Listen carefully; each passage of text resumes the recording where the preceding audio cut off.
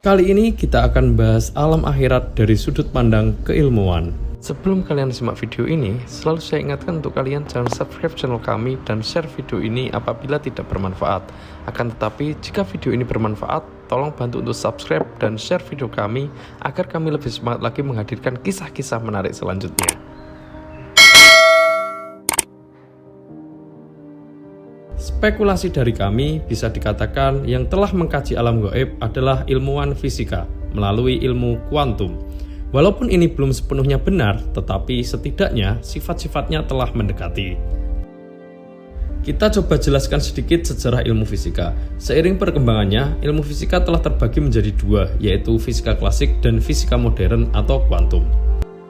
Untuk membahas teori ini, tentu fisika klasik tidak bisa menjelaskannya, karena fenomena ini masuk ranah mikroskopis, maka lahirlah fisika kuantum untuk mengkaji fenomena yang baru.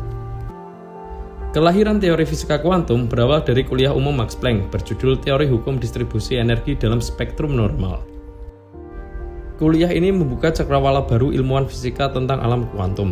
Ditambah lagi penemuan efek fotolistrik pada 1905 oleh Einstein. Selanjutnya dikembangkan oleh de Broglie, Heisenberg, Schrödinger, Dirac, Born, dan lain sebagainya.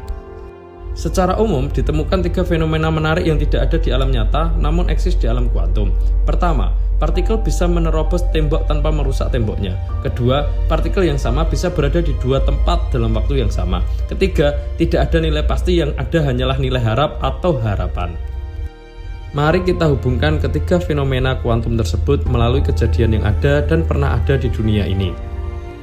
Fenomena pertama, sama seperti kejadian Rasulullah SAW menerima wahyu di Gua Hiro. Malaikat Jibril bisa masuk ke dalam tanpa merusak dinding guanya. Di sini tidak ada riwayat yang mengatakan bahwa malaikat Jibril menemui Rasulullah di Gua Hiro dalam wujud manusia. Artinya, malaikat pada saat itu berada di alam yang sifatnya mirip dengan alam kuantum, yaitu partikel bisa menerobos dinding tanpa merusak dindingnya. Jika kalian ingin tahu berapa besar Gua Hiro, kalian bisa cari di Google atau mesin pencarian yang lain. Fenomena kedua, sama seperti pada saat Rasulullah SAW Isra dan Mi'raj. Rasulullah diperlihatkan surga dan neraka. Khususnya di neraka, beliau diperlihatkan manusia yang sedang disiksa. Padahal kita tahu bahwa dunia belum kiamat, manusia-manusianya juga masih di bumi, entah masih hidup atau masih di alam kubur. Hal ini juga menjelaskan bahwa alam gaib atau alam akhirat dapat membuat manusia berada dalam dua tempat pada satu waktu. Fenomena ketiga yaitu menyangkut ketidakpastian atau nilai harap. Fenomena ini terjadi saat kita memanjatkan doa. Artinya, kita sedang berharap kepada yang gaib. Di sini tidak ada kepastian apakah doa dan harapan kita dikabulkan atau tidak. Namun, para ulama membuat kiat-kiat bagaimana nilai harap ini berpeluang besar untuk dikabulkan. Oleh sebab itu, alam gaib dan alam kuantum tidak ada yang pasti, yang ada hanyalah nilai harap. Sama seperti main dadu, kita tidak pernah tahu sisi mana yang berada di atas.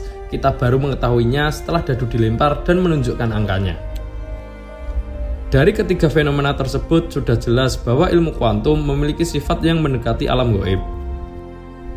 Para ilmuwan fisika modern juga masih sangat sedikit memahami fenomena kuantum.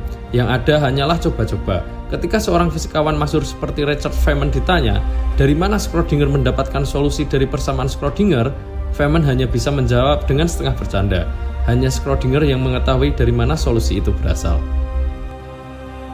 Sama halnya seperti ilmuwan-ilmuwan terkemuka abad ke-20, Albert Einstein dan Niels Bohr. Keduanya sempat berdebat hebat tentang alam kuantum.